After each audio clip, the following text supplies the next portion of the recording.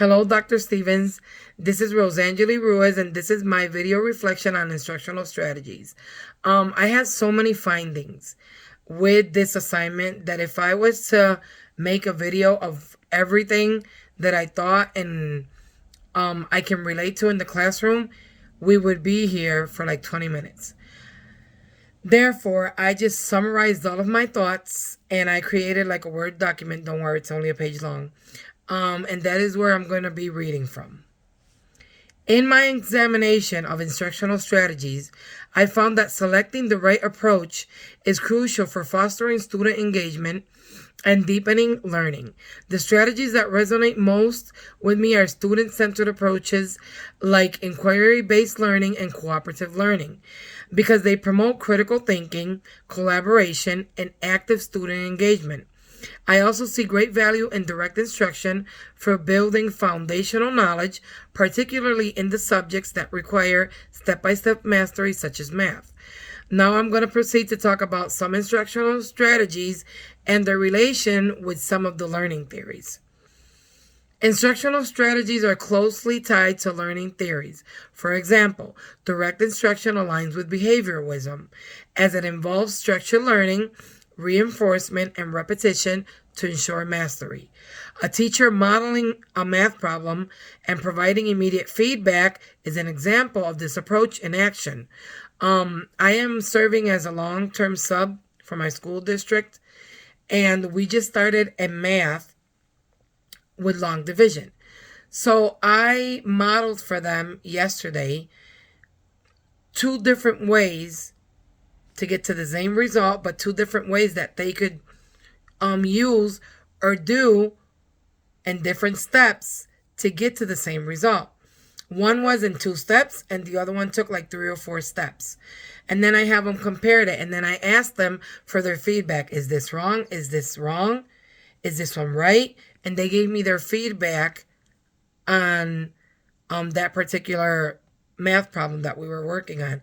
That is what direct instruction refers to.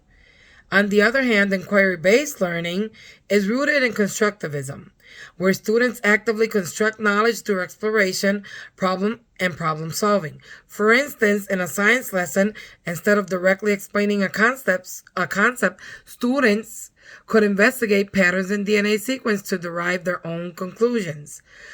We do science kits in fourth grade for the school districts that I am. However, we always conduct an experiment. We do a hypothesis of what we think is going to happen.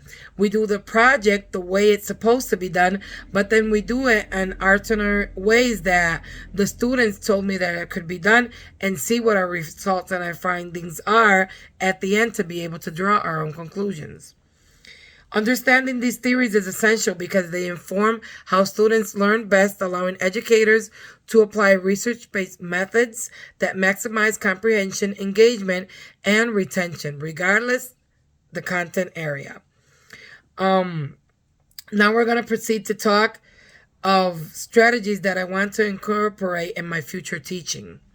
As I prepare for my future classroom, I plan to incorporate strategies that enhance student achievement, encourage higher order thinking, and foster motivation. For example, concrete representation with visual models. In math, using arrays or bars models will help students visualize multiplication comparisons, making abstract concepts more tangible. Due to the time, we don't dispose of a lot of time. I want to use this method a little bit more. I can't, but I'm going to try to incorporate it a little more in my future lessons. Think, pair, share.